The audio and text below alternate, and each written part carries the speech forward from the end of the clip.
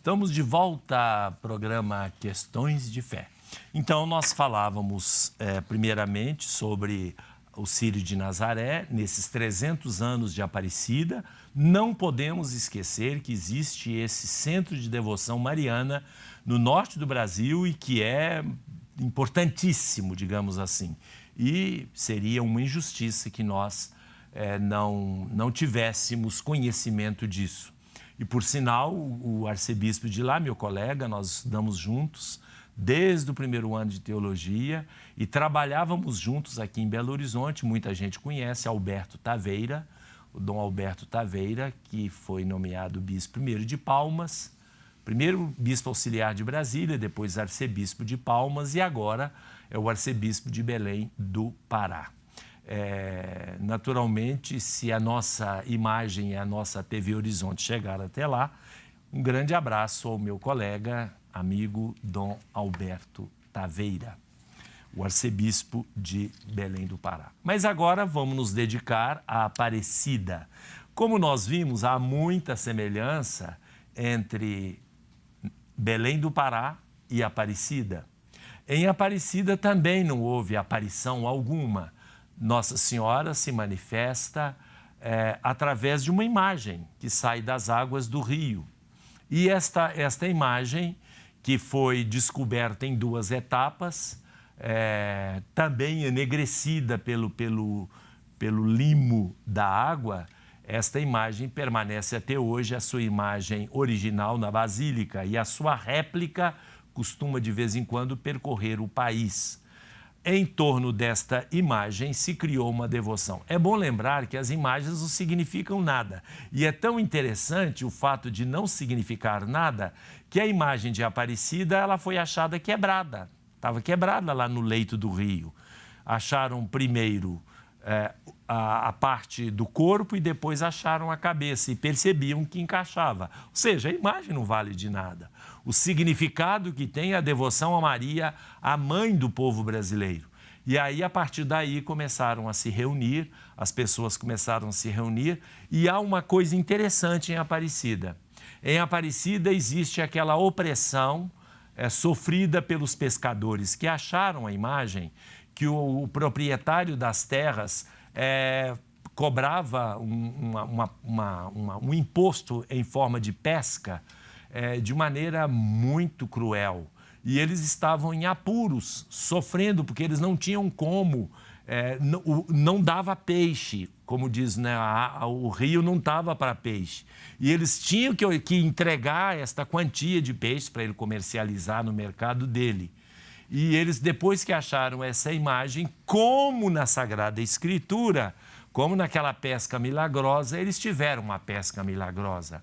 E foi através desta pesca milagrosa, ligada ao Evangelho, que eles começaram a perceber que poderia haver ali algo especial.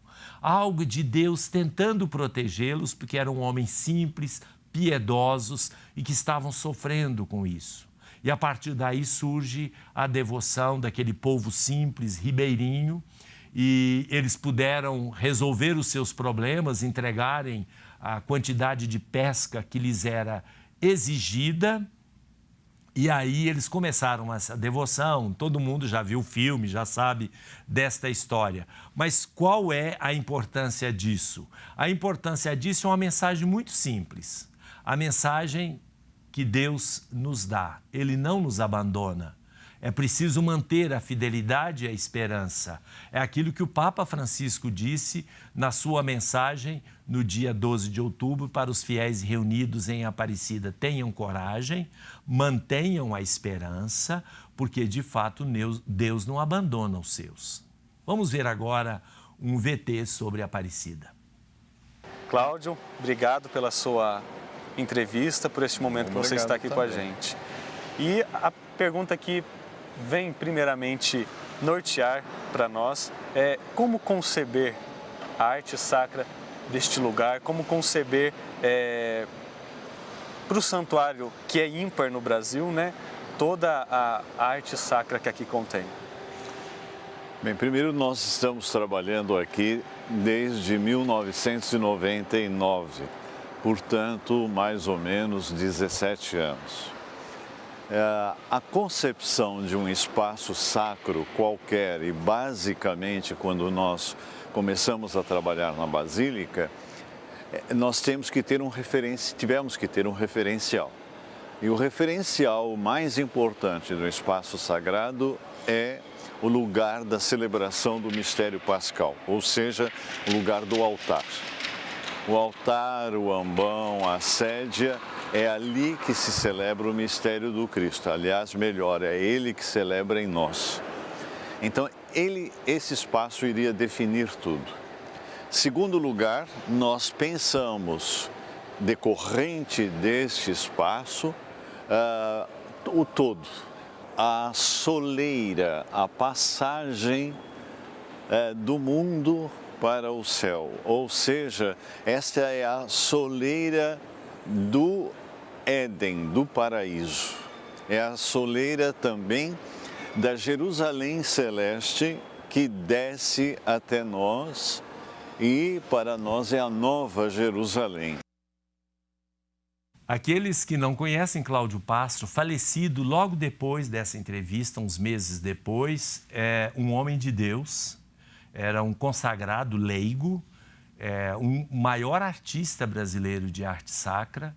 Quando ele ia fazer, e ele fez em vários lugares aqui em Belo Horizonte, ele fez no seminário diocesano, dioceses, catedrais, em todos os lugares onde ele escreveu as suas pinturas, porque a arte dele é o estilo da arte bizantina, que é a arte mais pura, que vem desde o segundo século da Igreja. Esse Cláudio Pastro, antes de fazer as suas pinturas, os seus trabalhos, ele se dedicava à oração no mosteiro. Ali ele ficava uma semana em oração para depois fazer uma arte cheia de unção, de beleza. Isto é artista, gente. Produz beleza e nobreza. Traz Deus para perto de nós. Esse conceito de arte que tem no Brasil hoje, que todo mundo está defendendo, que é arte e não pode ser censurada. Gente, pornografia é arte. A pior possível. Aliás, há pornografias até mais nobres do que algumas coisas que estão sendo feitas aqui. Isto é arte.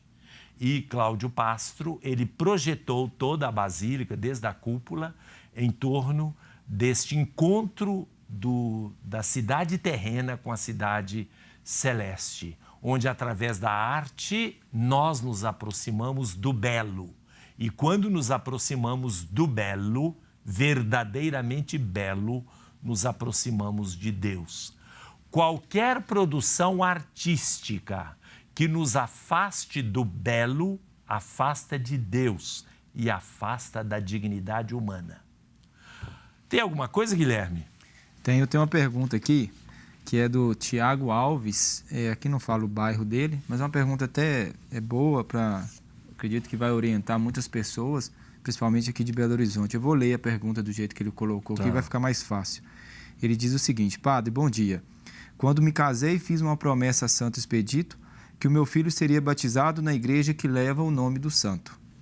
Ao pagar a minha promessa, me dirigi à igreja localizada na Avenida Tereza Cristina e realizei todo o procedimento, como curso de pais e padrinhos. Agora, há pouco tempo, fui informado por um amigo que esta igreja não pertence à Arquidiocese de Belo Horizonte e, por isto, esse batizado não é reconhecido pela Igreja Católica. Isso é verdade? Como procede? É verdade, não é da Igreja Católica e o pior ainda é de má fé. O batizado não é válido. A Igreja diz que em toda a comunidade cristã, onde houver o batizado em nome da Santíssima Trindade, ele é válido desde que feito com boa fé. E neste caso, os batizados feitos por igrejas que simulam ou imitam a Igreja Católica para enganar os fiéis, sem uma definição, sem uma autonomia, você foi enganado e por isso seu batizado não é válido. Você estava achando que estava batizando o seu filho numa igreja pertencente à Arquidiocese de Belo Horizonte. Não é. E ali você pode ver, é fácil perceber que não é a Igreja Católica. o mesmo proprietário da igreja é o mesmo que tem um drive-in em torno, onde tem coisas, enfim, coisas indevidas. Ou seja, é algo absolutamente para ganhar dinheiro. Eu sei que muitas pessoas não têm esta percepção e outros, apesar de tê-la, esta percepção, eles, apesar disso, fazem lá porque acham que fala santo e acabou. Não é bem assim não, viu? Então, precisa ter cuidado, não é. Agora, o que fazer? Se você quiser procurar a verdadeira igreja Santo Expedito, chama-se Capela Curial Santo Expedito e ela fica lá no bairro Dom Bosco. Ou seja, você vai à sua paróquia mais próxima, à sua igreja mais próxima, e eles vão te dar o endereço, porque eu não vou dar aqui o endereço que vai se perder, né? O padre vai te dar o endereço direitinho e você vai batizar, porque não está batizado, infelizmente. Pode procurar os mesmos padrinhos e realizar a celebração do seu batismo, conforme as normas da Arquidiocese de Belo Horizonte, no lugar onde você pretendia batizar o seu filho. A Igreja Santo Expedito, Capela Curial Santo Expedito, o responsável pela capela, Padre Geraldo Magela. Voltamos daqui a pouco.